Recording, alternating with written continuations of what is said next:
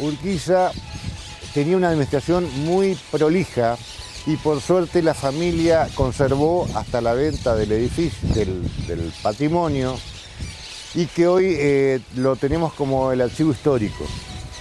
Ahí hay anotadas con libros copiadores todas las cartas que en esa época se enviaban o se recibían.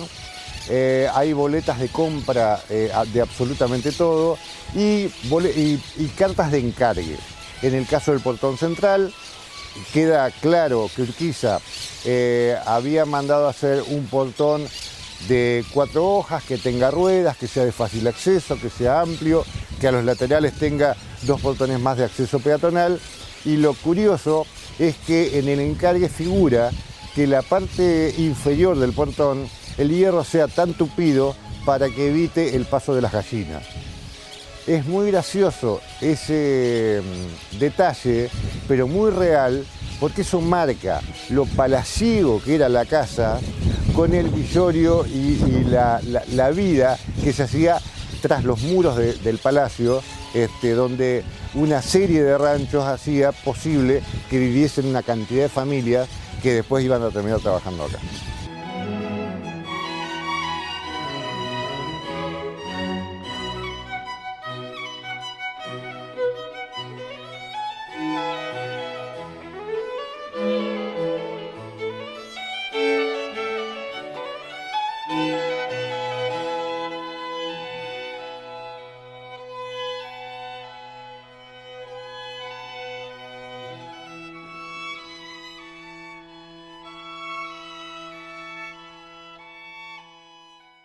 Y le preguntamos al arquitecto Guillermo Minata sobre si se puede realizar la comparación de el Palacio San José con otras construcciones de la época, con otras casas similares de terratenientes o personajes de la política argentina del siglo XIX que sean comparables al Palacio San José.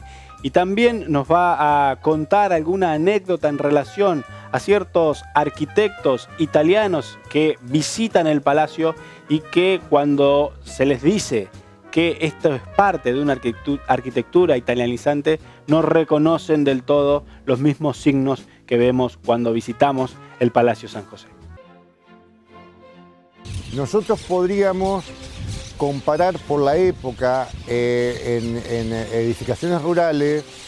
Hay 2 casas que me parece que le cabe la comparación. Una es lo que hoy es el Museo Histórico Nacional, que era la casa de Lezama, porque Lezama era una persona que eligió vivir en una casa quinta. Hoy está incorporada a la ciudad de Buenos Aires, pero en esa época tenía una ubicación muy particular. Solo que la casa de Lezama, distintas intervenciones con el tiempo, terminaron desfigurando la casa original. Pero de alguna manera tiene que haber tenido algún parecido, porque cuando Urquiza es invitado por Mitre a hacer la visita protocolar a la ciudad de Buenos Aires, siendo los 2 gobernadores en 1860, él pide una casa alejada y le ofrecen y se alberga durante 15 días en la casa de Lezama. Otra casa que tenemos que tener como referencia también de alguna manera fue el Caserón de Rosas, que fue construido más o menos en la misma época, un poco antes, que tenía otras características y que creo que responde también al posmodernismo, al poscolonialismo. Ahora, si bien esta casa es indiscutible que la podamos catalogar como italianizante, hay una curiosidad, es que cuando vienen arquitectos italianos no pueden reconocer un parecido con la arquitectura italiana, sí con los elementos arquitectónicos, porque en realidad en Italia esta es una herencia más española que italiana, la de generar la arquitectura a través de un patio. En Italia en general las villas tienden a ser compactas.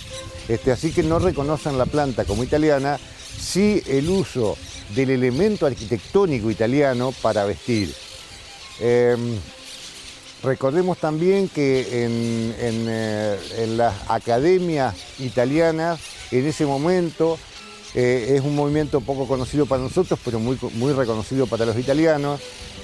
A mediados del siglo XIX se estaba enseñando una arquitectura con una revalorización del elemento arquitectónico, aunque no con la planta en general clásica.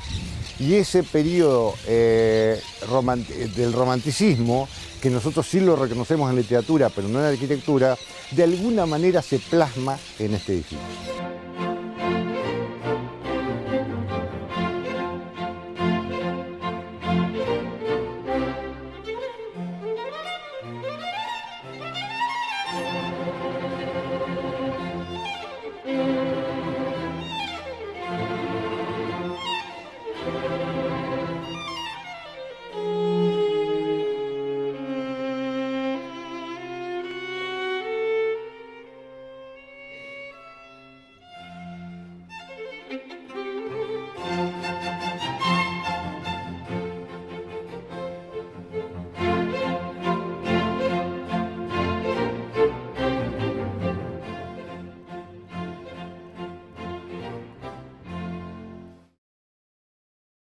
Y otra de las riquezas de este edificio es que cuenta con gran parte del mobiliario de época que utilizó tanto Urquiza como los distintos integrantes de su familia. Pero vamos a recorrer ahora en esta parte del informe sobre la calidad y la cantidad de mobiliario que encontramos en el Palacio San José.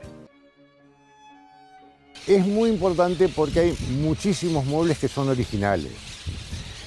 En 1854, cuando la casa empezó a ser presidencial, Urquiza encarga a su hijo que adquiera muebles en Río de Janeiro y en Europa, y de allá vienen muebles de importancia como es el juego de comedor, el juego de sala y camas del dormitorio. También podemos ver la viuda, 5 años después del asesinato de Urquiza, se radica en Buenos Aires y se lleva algunos muebles que estaban de moda. Pero los muebles, en ese momento, la moda había cambiado mucho, así que ella deja en esta casa todos los muebles que no le interesaban, que por suerte son los que tenemos en exhibición hoy. Y vamos a ver cómo la batalla de Caseros genera un antes y un después en el uso, la costumbre y el mobiliario, porque vamos a ver, por ejemplo, camas barrocas conviviendo con la cama de él, por ejemplo, que era una cama de alta tecnología, que era metálica, más alta, con ruedas, con una tecnología para usar con almohada y no con almohadón. O sea, vamos a ver, esta casa nos está mostrando la influencia de la revolución industrial en la sociedad, porque todo es distinto en la época postcolonial que después de la revolución industrial. Acá se nota mucho la influencia de la revolución industrial. Todos los hierros, por ejemplo, de acá están fabricados en herrería. A Urquiza lo matan en 1870 y en 1872 Inglaterra genera una fuerte exportación de todo lo que sea hierro y la herrería decae totalmente. O sea, podemos afirmar de que absolutamente toda la herrería que hay acá en el Palacio, que también corresponde a una moda de incorporar a la mampostería el hierro, es toda elaboración con mano de obra hecha en la Argentina.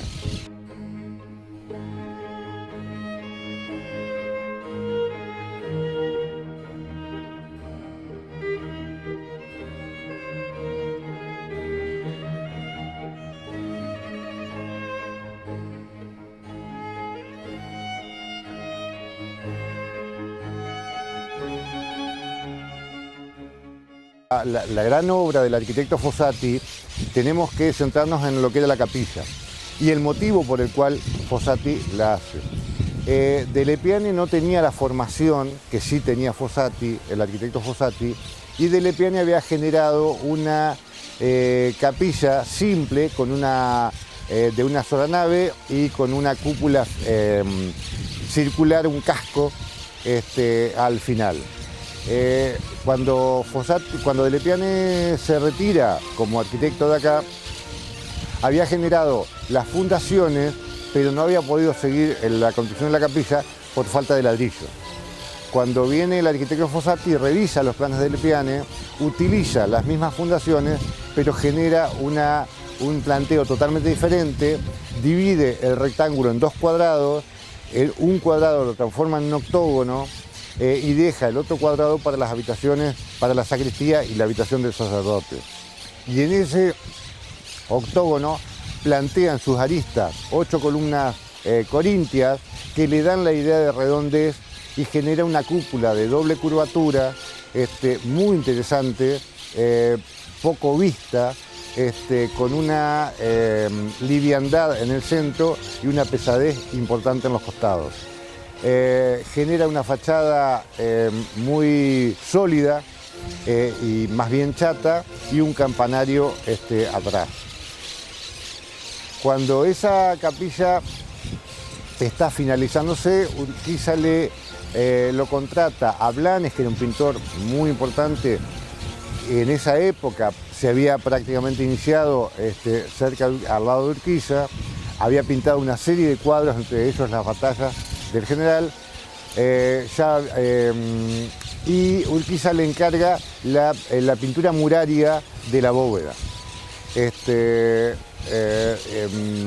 Toma ese trabajo entonces Blanes y genera un gran cuadro con pintura muraria de San José en el cajete principal y va desarrollando a través de mediaciones los dolores de María, un poco en relación al nombre de Dolores Costa Urquiza. Yo creo que es la obra más delicada que tiene el palacio, es prácticamente una joya arquitectónica y cuando hablamos de mantenimiento vemos que la tecnología utilizada ha sido muy importante porque es una construcción muy sólida que no ha requerido casi mantenimiento.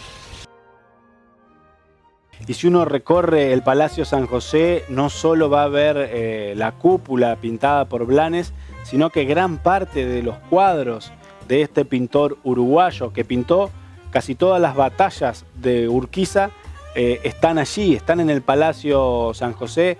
Uno los puede observar, tienen una explicación muy didáctica sobre el contexto de cada batalla y sin dudas que las pinturas de Blanes son parte de las obras de arte que se destacan como parte del Museo Palacio San José. Pero le preguntamos a Guillermo Minata sobre el desafío de mantener un edificio tan viejo y de semejante envergadura, un lugar tan grande. ¿Cómo se hace para trabajar con estos temas? El país ha tenido la gran suerte de que este edificio lo haya mantenido la familia Urquiza hasta 1936.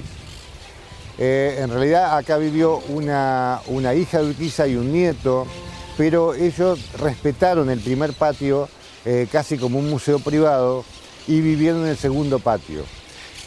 Eso posibilitó de que la arquitectura no se modificara tanto. Habían incorporado un baño, sí, porque ya tenían agua corriente personal, pero que después cuando el Estado lo compra, vuelve de nuevo en el segundo patio a rearmar las habitaciones como estaban y hoy podemos decir prácticamente que el edificio que estamos visitando es el edificio original.